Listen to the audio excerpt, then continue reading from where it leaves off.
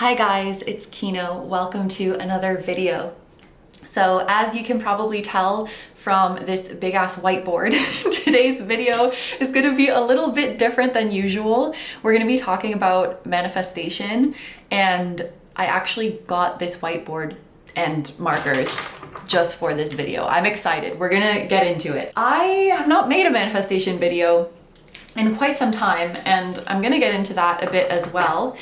But as you saw from the title, today's video is inspired by the Lionsgate portal that we just had. Every year on or around August 8th, it is said that a Lionsgate portal opens. And this year in 2024, it was particularly powerful because numerologically, the year 2024 adds up to 8. So this portal was the 888 portal. I just went to get Yumi because she was barking upstairs. I think she wanted to be in the video, so she's sitting in my lap now. Okay, I'll just be really real with you guys for a second. So not only have I not made a manifestation video in a long time, I also have not really been actively into a manifestation process for a few years now, because there was a point a few years ago where I really hurt myself by failing to manifest something that I really cared about, and the whole thing just made me feel powerless, and it made me feel like stupid for even like trying or for even believing. And I was kind of in a bad place since then. I've definitely been in a more passive energy for a while, but I came around, I debriefed with my spiritual team, I did a lot of reflection, and I feel like this Lionsgate portal that we just had and these revelations that have come to me were really a breakthrough for me. And ever since this Lionsgate portal, like, it's only been a week. At the time that I'm filming this, it has been 1 week, and I've already manifested 4 things that I had been struggling with for literal months, just like doom, doom, doom, doom, one after the other, pretty much effortlessly, which is insane. And I'm also gonna be real with you that when this Lionsgate portal was coming around, I was kind of like, oh, whatever, like, it doesn't really mean anything anyway, it's just another day. Like, yes, my ass was in a kind of low place about it all. Like, I was feeling skeptical, but my friend Charlotte, who is Happy Twins here on YouTube, she did a guided meditation for the Lionsgate portal. Freaking love her guided meditations, by the way. They are free or by donation. And I'm gonna link her Lionsgate one because it was super powerful for me.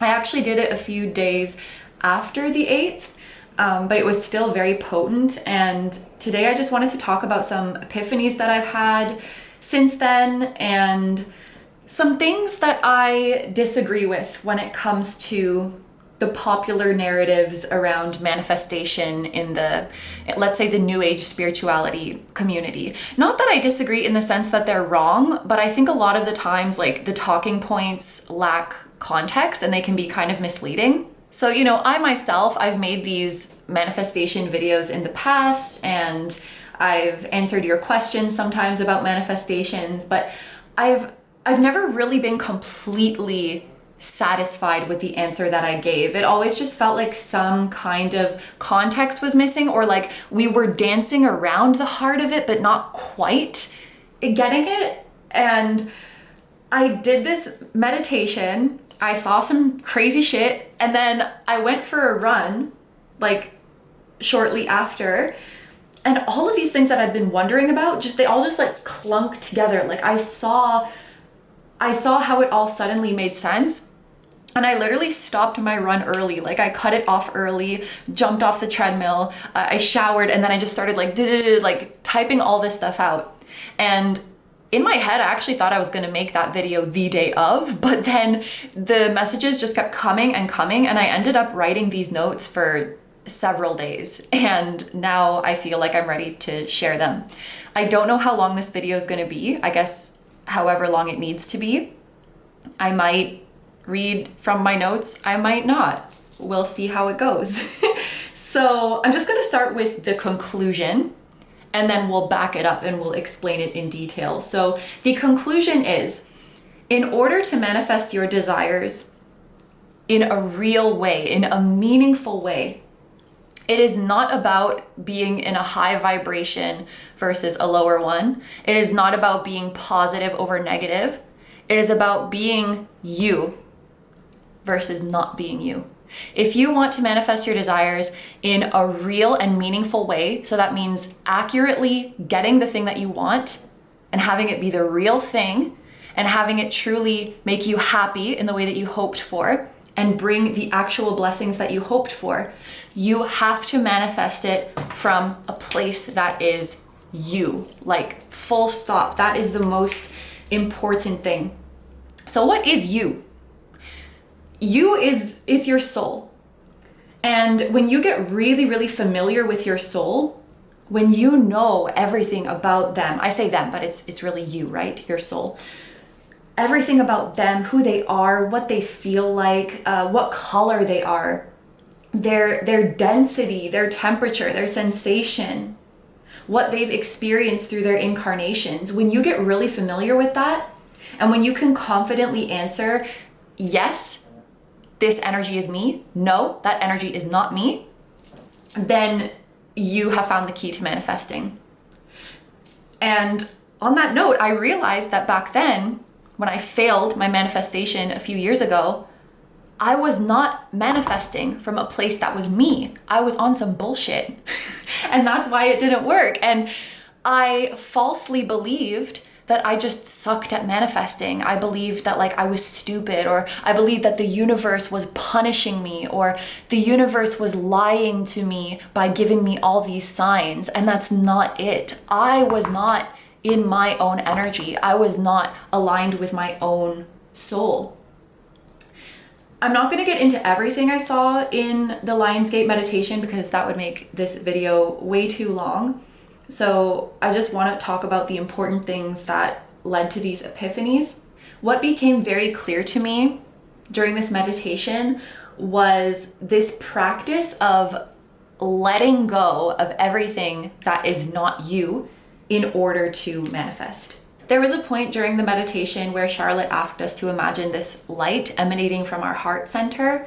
And I get all kinds of crazy visuals when I'm listening to her. She's amazing. But what I saw when I envisioned my heart center, it looked like a mine.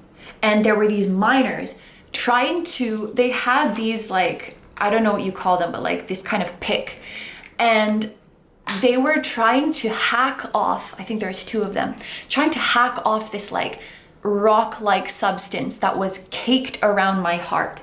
And I remember in my heart space, it was uncomfortably hot in there, like this pent-up energy. You know when it's really hot and the air looks wavy?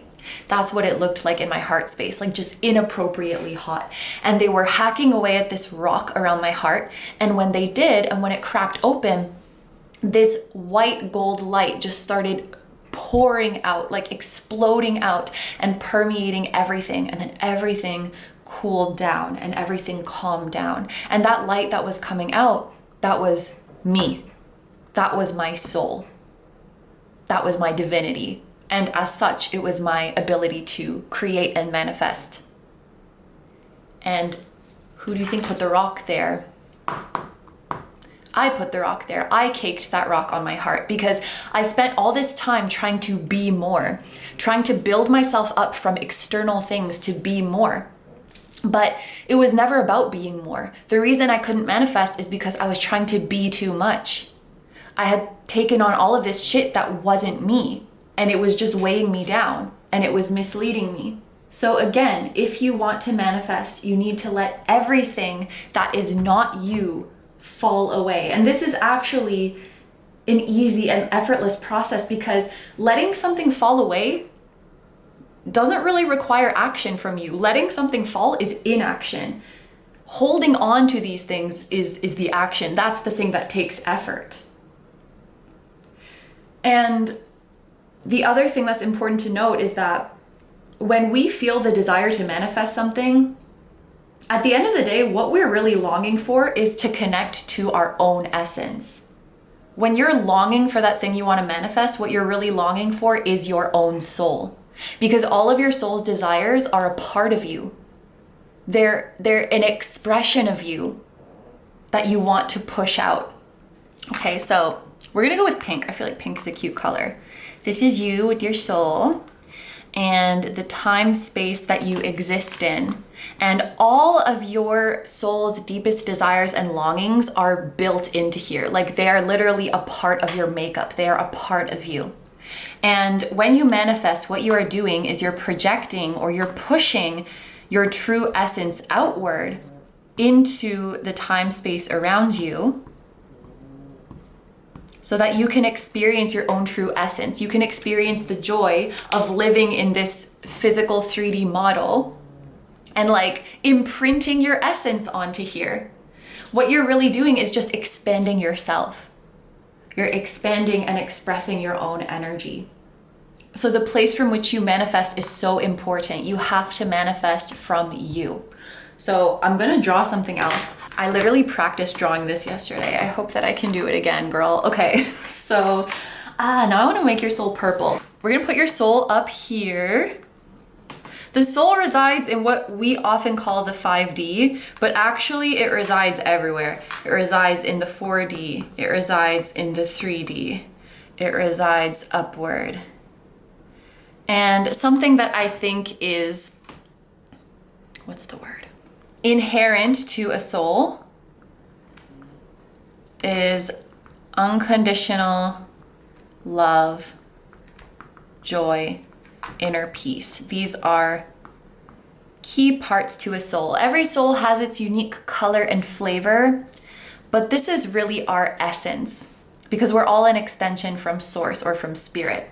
And that's what spirit is, baby. It's also, this is infinite intelligence. I've really started to feel like love, consciousness, intelligence, like it's all the same thing. Intelligence is love, consciousness is love, life force is love. The thing that makes flowers grow, the thing that makes the earth spin, that's intelligence, that's consciousness, that's love. Okay, so here's your soul. We got you here, and then we have our different dimensions. So 5D, we could call this like heaven. It's also referred to as such. We're gonna call this the astral. We're gonna call this earth. You may call them different things, and that's okay. So this is our physical experience. When we manifest, it's generally that we wanna have physical experiences. Up here is our higher selves, our guides, all of those loving beings. And we can call this 4D like our meeting place. This is where you get your dreams, your inspirations, ideas, visions, like visualizations, and telepathy. So we talked about when you're manifesting, really what you're doing is just pushing the energy of your soul outward. You're expressing it here in the physical plane, and you're enjoying the essence of your soul. So to manifest, we have to bridge the gap between you here on earth and your soul. And this is like so fun for souls, I feel, like getting to come down to this physical experience, and it's like they're 3D printing themselves down here, and like it's so cool to see how it comes out. It's like the essence of your soul gets translated into like things and experiences and places and relationships. And it's so cool to see like, what does my expression look like on this plane of existence? And that boggles my mind to think about it, because as many dimensions as there are out there, as many worlds as there are out there, your expression is gonna look so different. Okay, so there's 2 steps to this manifestation process. Your soul will project itself in the 4D, in the astral. You as a human will perceive it through your dreams, through your inspirations, through your visualizations. And then you will birth it onto earth as a physical and tangible thing. You can think about this process as like printing. So you are the printer. The printed document is your manifestation. The projection is the file. So when you have a dream, when you receive an inspiration, When you receive a desire that you want to manifest, that's you, the printer, being sent a file to print. So you have to read the file, you have to read it accurately, so you need a good connection, and you have to print it accurately, so you need the right ink. How do you make sure you print it accurately? You have to be standing here. You have to be standing in alignment with your soul in order to receive the file properly and in order to print it properly. Otherwise, you're going to print some bullshit. So understanding the order of steps is very important. You align with your soul first, then you manifest. You align with this energy of unconditional love, joy, inner peace, then you birth that onto the physical plane. You have to properly read the file first before you try to print it. That is the right order of doing things. The wrong order of doing things is feeling like you have to manifest first. And then once you manifest that thing that you want, that's what will align you with your soul. That's what will align you with this love and joy and inner peace. No, that's the wrong order. You don't manifest to obtain this energy. You obtain this energy and then you manifest from that place. So when you do it in the wrong order, this is when you fail your manifestation, so to speak. This is when it doesn't manifest at all, or it's not really the right thing. It's like something different than what you had hoped for. Or you get what you want, but then it doesn't even make you happy. Or you get what you want and you quickly lose it. Because it's like the file was corrupted. You didn't manifest from the right place. Maybe you were standing over here. And so your view of this thing was distorted. You weren't looking from the right angle. And so whatever you produced was just, it wasn't it. It wasn't the real thing. And then you feel like you're a bad manifester, or you feel like you're not meant to have this, or you feel like the universe is against you, and you start telling yourself all of these horrible stories. When really, if you had just aligned with your soul first, you would have either then been in the right place to manifest it properly, or been in the right place to realize, wait, I don't even want this, and just let it go. So the part that always tripped me up with like new age manifestation advice was this idea of, if you manifest from a positive place, you will manifest positive things. If you manifest from a negative place, you will manifest negative things. I don't like this because it makes us afraid of being in a bad place, because we think that if we're in a bad place, then we're going to manifest more of it. And when I thought about my own experiences too, I was like, well, I don't know, because I've manifested stuff that I want when I'm mentally and emotionally not in a very good place. So this idea of like, if you're in a low vibrational state, you can't manifest. If you're in a negative state, you can't manifest.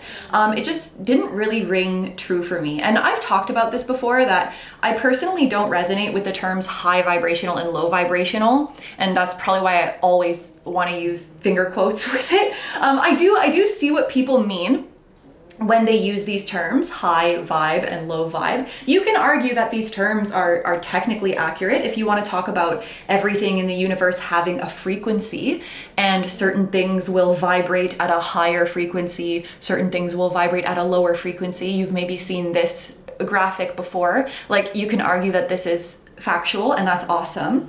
But I think saying high vibration equals manifesting, low vibration equals not manifesting, or like high vibration equals you manifest something good, low vibration equals you manifest something bad. I think that at best that lacks context. At worst, it can be condescending.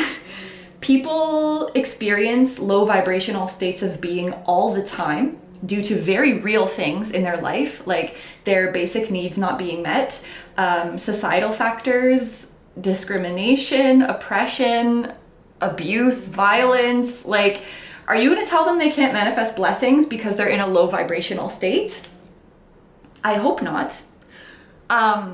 Just to use a very silly example, it's like if someone was really hungry and you go up to them and you're like, the fact that you're focusing on your hunger, you're focusing on the lack of food, and so you're affirming that lack to the universe. You're affirming to the universe that you don't have the food, and so you're gonna manifest more hunger. So you shouldn't focus on the fact that you're hungry. You should affirm that you're so grateful that you have all this food. Like, we understand that that's insane. Like, I hope we don't talk to people like that. I think intuitively we know that that is inappropriate. And so we come to this point of confusion, because that is kind of what New Age manifestation techniques teach us to believe. But again, this lacks context, because what we're really trying to do is come to what is you. What is you is what is real. What is you? What is your soul? What is your essence? That's what is real.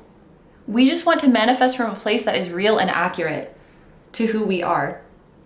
You can manifest blessings in the midst of negative thoughts and emotions. And in these cases as well, the key is to coming back to what is you and what is real. Our nature and what we are trying to do is always to seek alignment with the soul. Remember, when we are manifesting, what we're really doing is just aligning with the soul. We're longing for our soul. And so if you align with your soul and what you feel is angry, then no one can tell you that that's not valid. If you align with your soul and what you feel is stressed or sad or worried or afraid, that's nobody's business. Whatever emotions result from you aligning with your true nature, with your soul, that's the emotions that you need to manifest. Ooh, that makes me emotional, because emotions propel us into action. That's how wise the soul is. When you align with your soul, you say, soul, I'm ready to print your data in this physical world. I'm ready to follow your blueprint and manifest an expression of you. And when you commit to your soul like that, your soul will send you the necessary emotions as tools to manifest, because the emotions are what drive us into action in this world. Nobody can tell you what tool you need to manifest because they don't have the blueprint. Who is some random stranger on the internet to tell you, actually, anger is not one of the tools you need to build your manifestation? I'm sorry, honey, you didn't get sent the blueprint. Like, don't tell me what emotions I need. If I have checked in with my soul and that's what I feel, then that's the tools I need. And this blueprint is between me and my soul. I don't recall my soul sending this to someone else. So I don't know what we're talking about here. And doesn't it make sense? If you were starving, if you were oppressed, don't you think your soul would be angry? I think my soul would be angry. For me, hell yeah, I do. I don't think my soul would gaslight me into being grateful. What is behind your soul, the true essence, is love and joy and peace.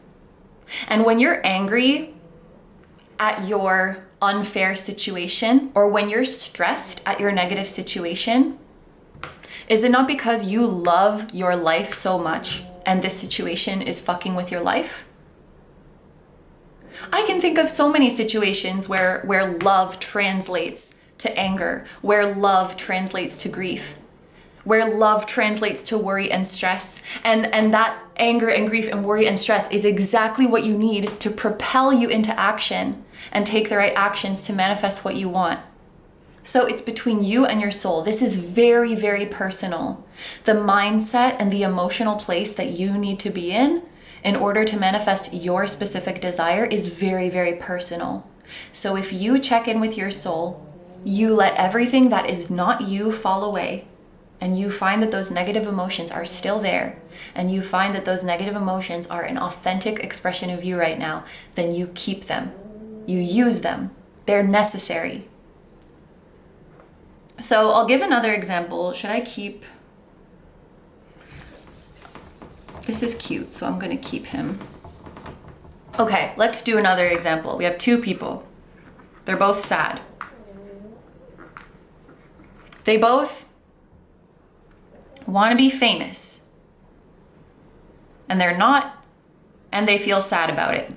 I feel like the popular narrative would be these people are not going to be able to manifest becoming famous because they have all of these negative emotions and their vibration is too low. But again, whether or not they will be able to manifest is very personal to them.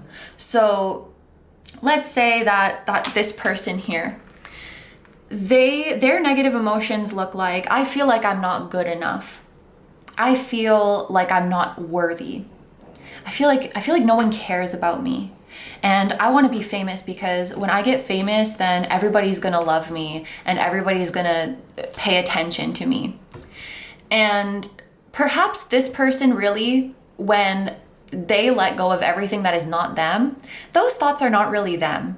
This like, I'm not good enough and I need people to praise me to feel good enough. Maybe that's not really them. Even from this place, they very much can manifest becoming famous, but it's not going to raise their self-esteem. It's not going to make them feel good enough. It's not going to make them feel worthy, because when they are in this negative place, they are not in their true soul's essence. So they're manifesting from a fake place. They're not standing under the shower of the soul. So all of these thoughts of like, I'm not good enough and I need this validation and I'll feel better when I have a bunch of fans, that's not coming from their soul. It's fake. They are manifesting from a fake place. So what's gonna happen, even if this person does end up getting famous, maybe they are going to hate it. Maybe it's gonna make them feel even more lonely and disconnected. Maybe yes, they get famous, but then they have major imposter syndrome. Maybe they get all the attention that they wanted, but they actually don't like that because it feels like they're under a microscope. Maybe they feel sad because they feel like they get all this attention, but nobody actually loves them for them. So maybe they have a scandal, like all of these things could happen and it's not going to be how they imagined it. And of course, this causes distress because what we felt, that longing that we felt, we maybe mistook this as a longing for fame itself, but really it was just a longing to connect to our soul.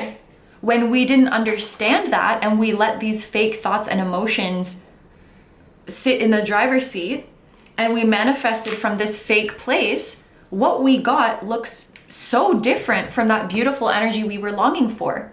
And that's when this horrible self-talk comes in of like, I guess it's just not meant for me. Why would the universe give me this desire if I can't manifest it?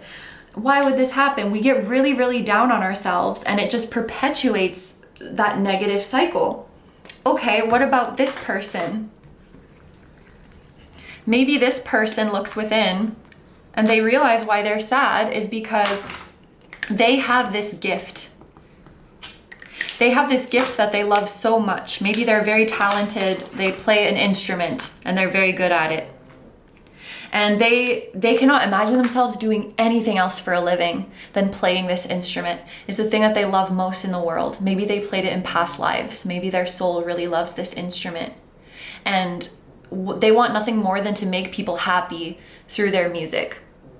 And they're sad that they can't do that.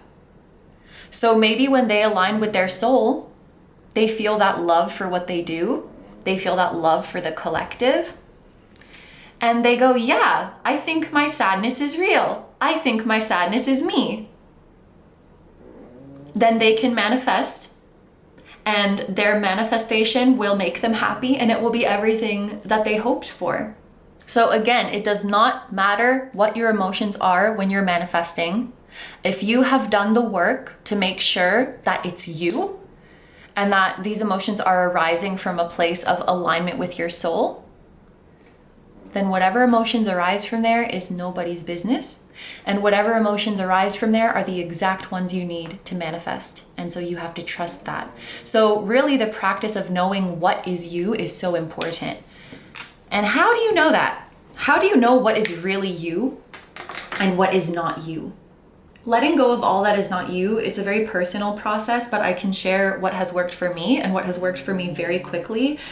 This practice of letting go of everything that is not you, I believe this is something we should do regularly. Like I would literally do this several times a day. Whenever I start to feel my energy getting like congested, or I start to feel stuck on a thought, or I start to feel myself getting agitated and frustrated, I just like take a moment and I'm like, is this me? It's usually not. And then I just, and then I just let it go. And that's when the clarity comes. Take a moment, I literally visualize the energy that is not me as these like, just like pieces of garbage. Oh, this sounds so gross, but just like chunks of garbage falling off of me, just peeling off of me, and everything that remains is me. So visualize what it looks like for you to come back. For me, I have visuals like, there was that white gold light that I saw in the meditation. When I think of my true essence, I think of it as like this red fountain, this reddish orange fountain, like springing up. So anything that is not that reddish orange fountain, I just let it fall away and I let the fountain guide me. I also have a frequent visual of the higher self of someone I love. They're kind of like a human shaped light body. And they're behind me and they kind of pull me backwards towards them. Like, come back, you're slouching. Where are you trying to run off to? No, come back here, come back into your soul. Kind of like that. And that's a really comforting and helpful image for me as well. If I sit in that place where my loved one's higher self is like holding me and pulling me to sit up straight and showing me this love, when I'm in that position, it's easy to tell what worries are me and what worries are not. And again, most of the time they're not me.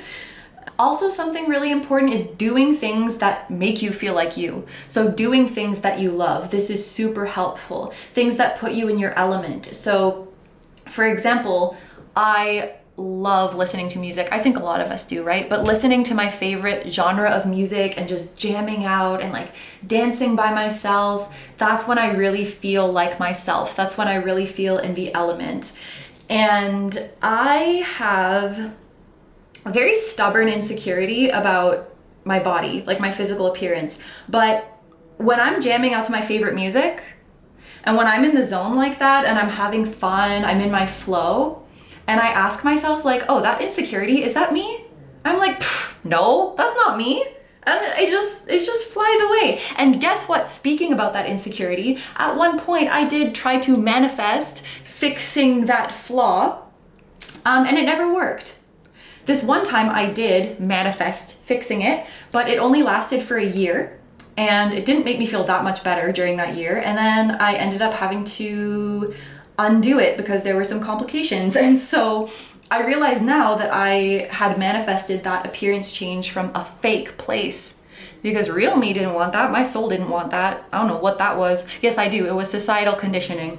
Make it a practice to invite your soul into the conversation. We all have this internal dialogue that's running in our head. Make it a practice to invite your soul into there. Invite them to have a seat at the table. You will be pleasantly surprised at how eager they are to speak. And something I actually learned recently, I am reading this book very slowly. I'm reading this book called Change Your Brain Every Day, and I love it. And just recently, in a very synchronistic way, there was this chapter about giving your mind a name, because it's been scientifically proven that if you give your mind a name, you won't identify with it too much.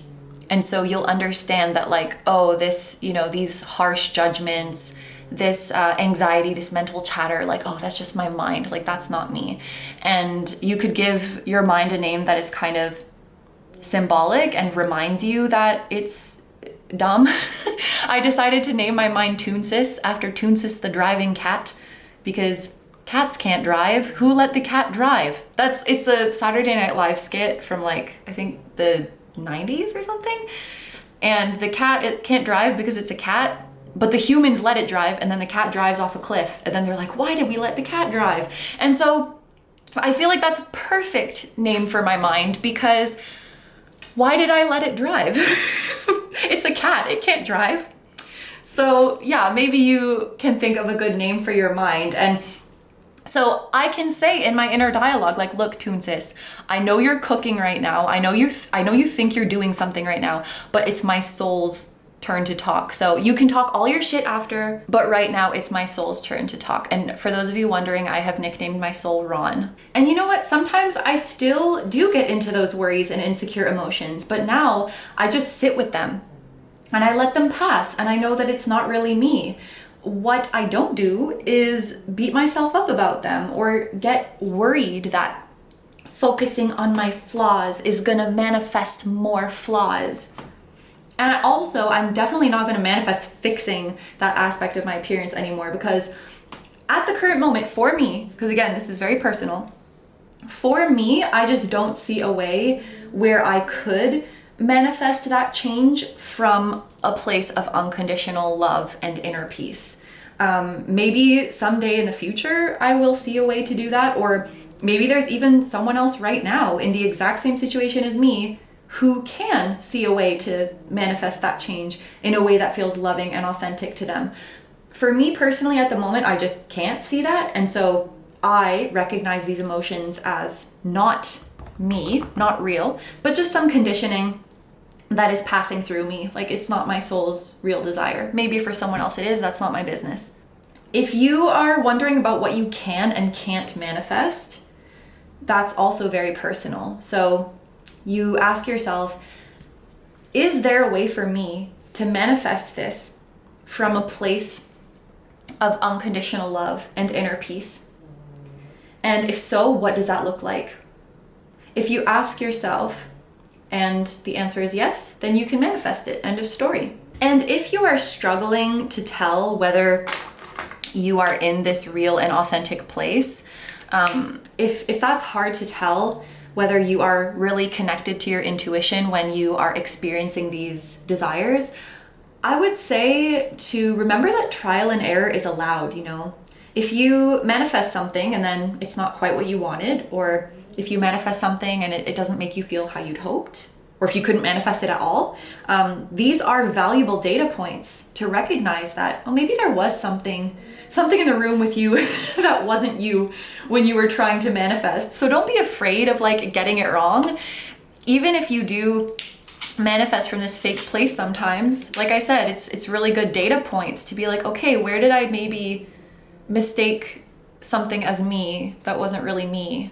And what did that feel like? And how can I recognize my soul's energy better next time?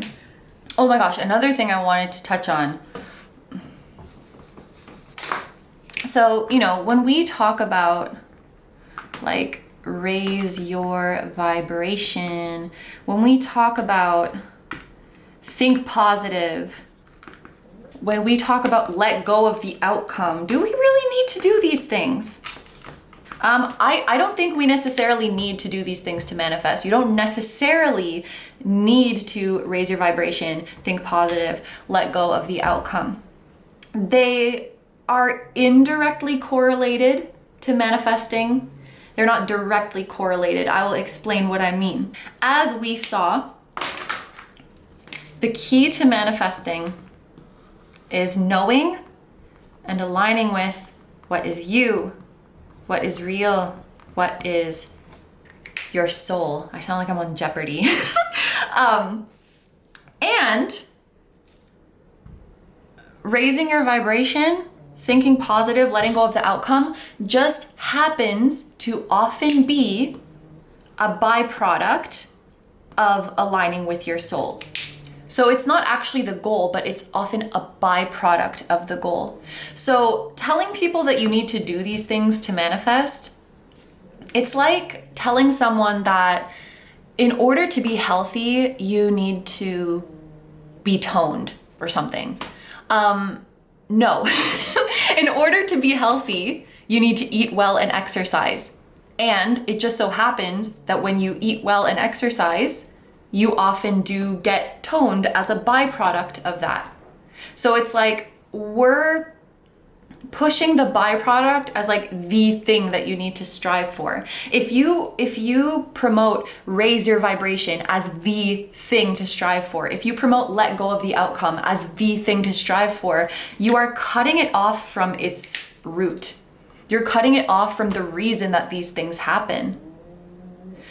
when you align with your soul, it just often so happens that you feel so good and you feel so at peace, because that's a big part of the essence of your soul, that your vibration goes up and you start to think positively and you don't really care anymore because you feel so good.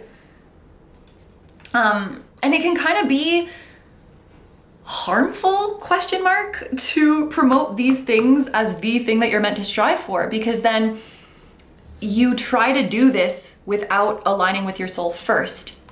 And then you feel like there's something wrong with you, or you feel like, oh my gosh, I'm not going to be able to manifest because I didn't let go of the outcome. And then you start worrying about the fact that you didn't let go. And again, there's that cycle of worrying and then thinking worrying bad, worrying equals no manifestation, and then beating yourself up because you can't manifest. It's not helpful. We need to get back to the root of it. Like we talked about before, if you align with your soul and you check in with yourself, and you understand that the low vibrational emotions or energies that you're experiencing right now are authentic, then you're good to go. Same thing for this. If you align with the energy that is authentically you and authentically your soul, and you still care about an outcome, you're good to go. I'm just realizing how personal and how sacred it is, and how really, like, I am in no position to tell someone that they need to care or not care, or they need to feel XYZ way. We don't walk around doing that in interpersonal relationships because we understand how inappropriate it is. So like, why would we do it in a spiritual space? Like, can we please? Okay. Anyway, is that everything I want to say? Yeah, just like, this is the last thing I'll say because this is getting long. These concepts of as above, so below, as within, so without, on earth as it is in heaven. They're really saying the same thing, right? Which is that your external physical experience is going to be a manifestation of whatever is within you. Like that little pink graphic I made before where you're pushing your soul out. That's as within, so without. That's on earth as it is in heaven. This is just where I'm at right now. Like, the way I'm feeling right now is I'm not very interested in trying to manipulate or change my inner world in order to achieve something externally. And I'm just more so interested in letting everything that is not me fall away, reconnecting to my true essence, and then just letting my soul show me, myself, letting my soul show me who I truly am, reflected in my external surroundings, in the form of my 3D life. I feel like that's so fun. I feel like that's so beautiful. And I think there's a bit of irony in this, right? It's like when you do get to the place from which you can manifest, ironically, that's when you tend to not really want anything. Okay. Oh my gosh. Well, thank you for watching this far if you did. I'm gonna have that meditation linked down below because that meditation was bananas. It was no joke. If this is your first time on the channel, thank you for being here. I usually make tarot pick-a-card readings, like tarot reading videos. Feel free to check those out if you feel called to. If you are not new here and you like my tarot content, thank you. If you would like to support me or find me elsewhere, I'm gonna have my links down below.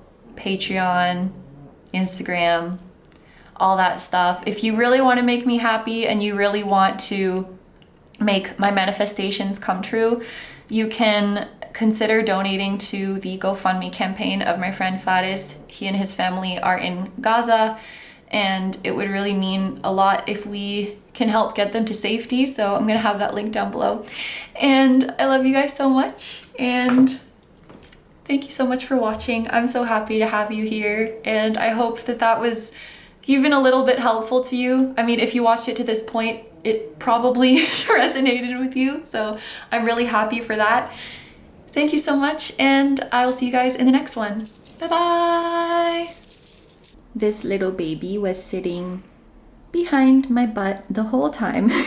I was literally just sitting on this edge of the chair. But she's the queen of the castle. It's her chair. I'm just borrowing it. Hey.